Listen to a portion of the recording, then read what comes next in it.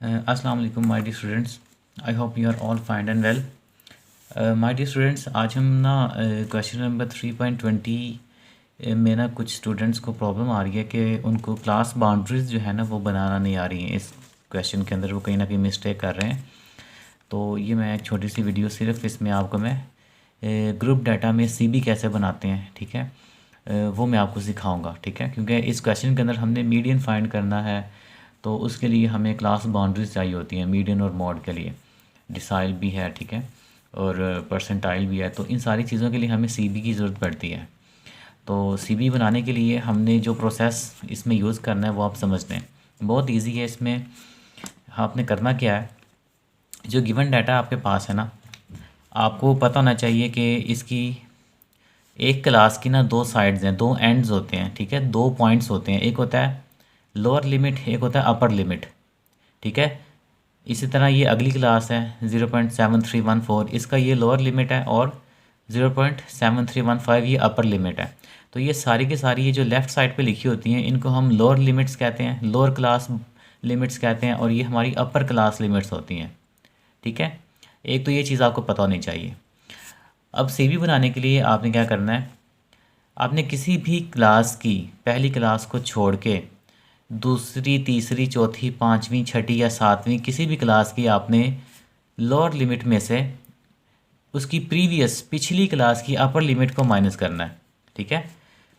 किसी भी क्लास की लोअर लिमिट, जैसे कि अगर मैं थर्ड क्लास की, ये हमारी थर्ड क्लास है, ठीक है, ये वाली, इसकी मैं अगर ये लोअर लिमिट आपके सामने है 0.7316, इसमें से पिछली क्लास की जो सेकंड क्लास है इसकी अपर लिमिट 0.7315, इसको माइनस करेंगे, डिफरेंस लेंगे इन दोनों का, और जो आंसर आएगा उसको 2 पे डिवाइड करेंगे, और उसके बाद फिर जो आंसर आएगा उसको हम लोअर लिमिट्स में से माइनस करेंगे और अपर लिमिट्स में प्लस करेंगे, ठीक है। कैसे, मैं इन दोनों का डिफरेंस ले रहा हूँ, मैं हाईलाइट कर देता हूँ, ठीक है। ये हमारी होगी लोअर लिमिट इस क्लास की, और इधर से ये ऊपर वाली क्लास की सेकंड क्लास की मैं अपर लिमिट ले रहा हूँ। इन दो वैल्यूज़ का मैं लूँगा डिफरेंस, ठीक है। ये बड़ी वाली वैल्यू में से छोटी वाली वैल्यू को माइनस कर दूँगा, ठीक है। तो मेरे पास क्या आंसर आएगा वह भी देख लेते हैं। तो जब मैं 0.7316 में से माइनस करूँगा 0.7315, तो मेरे पास इसका आंसर आएगा 0.0001, ठीक है। ये मेरे पास आंसर आ रहा है जब मैंने इन दोनों का डिफरेंस लिया है, इन दोनों का फ़र्क लिया है, इनको माइनस किया है, बड़ी में से छोटी को माइनस किया है, ठीक है। थ्री क्लास की लोअर लिमिट में से मैंने सेकंड क्लास की अपर लिमिट को माइनस कर दिया, ठीक है। तो मेरे पास आंसर आ रहा है ये वाला 0.0001। इस आंसर को मैं क्या करूँगा जनाब, इस आंसर को 2 पे फिर हम करेंगे डिवाइड। 0.0001 को जब हम 2 पे डिवाइड करेंगे तो डियर स्टूडेंट्स हमारे पास जो आंसर आएगा वो आएगा 0.00005, ठीक है। ये जो आंसर मेरे पास आया है ना 2 पे डिवाइड करने के बाद, इस आंसर को मैं 0.00005 को ये जो मेरी लोअर क्लास लिमिट्स हैं इनमें से माइनस करूँगा, ठीक है, और ये जो मेरी अपर क्लास लिमिट्स हैं इनमें मैं प्लस करूँगा इसको 0.00005 को, ठीक है। वो कैसे, अभी देखें। जब मैं, ये मेरी लोअर क्लास लिमिट्स हैं, ये मेरी अपर क्लास लिमिट्स हैं, ठीक है। तो 0.7312,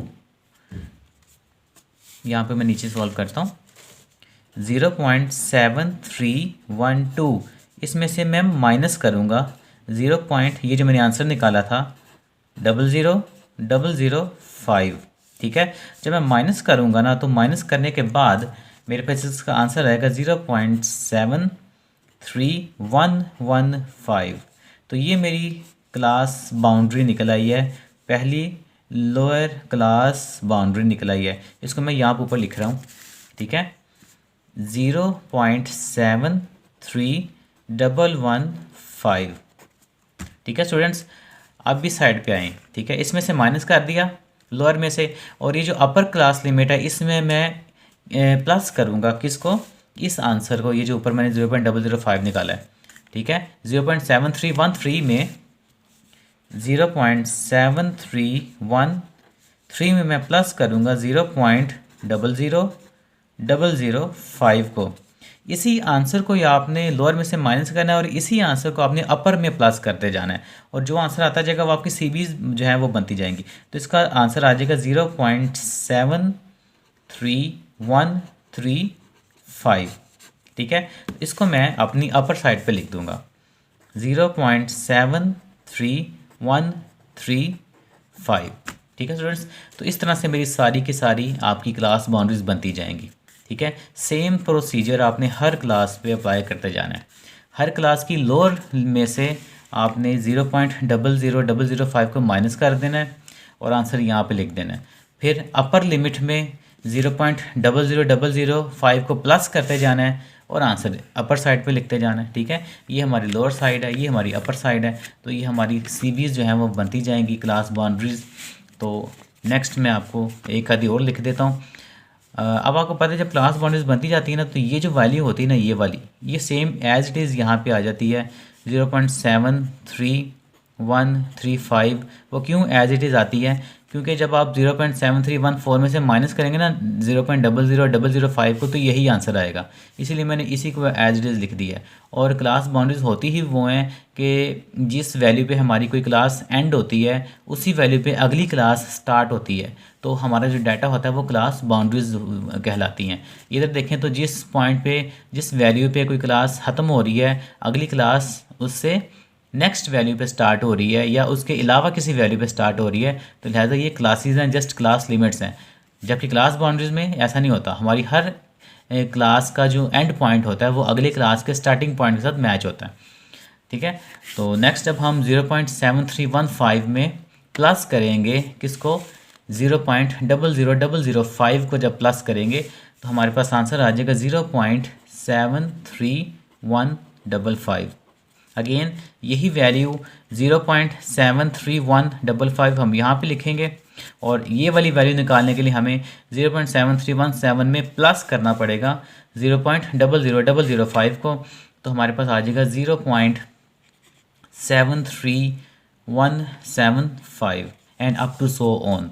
तो इस तरह से आपने अपनी सारी क्लास बाउंड्रीज जो है वो कंप्लीट कर लेनी है।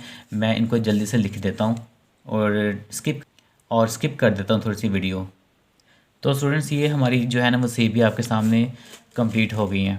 ठीक है, तो इसकी प्रैक्टिस करें, ये मेथड आप समझ लें अच्छी तरह से। तो इसमें कोई चीज़ अगर फिर भी ना समझ आई हो तो मैं हाज़िर हूँ, मुझसे पूछेगा। तो वीडियो को लाइक एंड शेयर करें, मज़ीद कमेंट्स में बताएं कि आपको ये वीडियो कैसे लगी है। तो मिलते हैं मज़ीद, अब हम चैप्टर 5 की तरफ जाएंगे क्योंकि हम उसकी वीडियोज़ कर रहे थे। अपना ख्याल रखिएगा और दुआ में याद रखिएगा। टेक केयर, अल्लाह हाफिज़।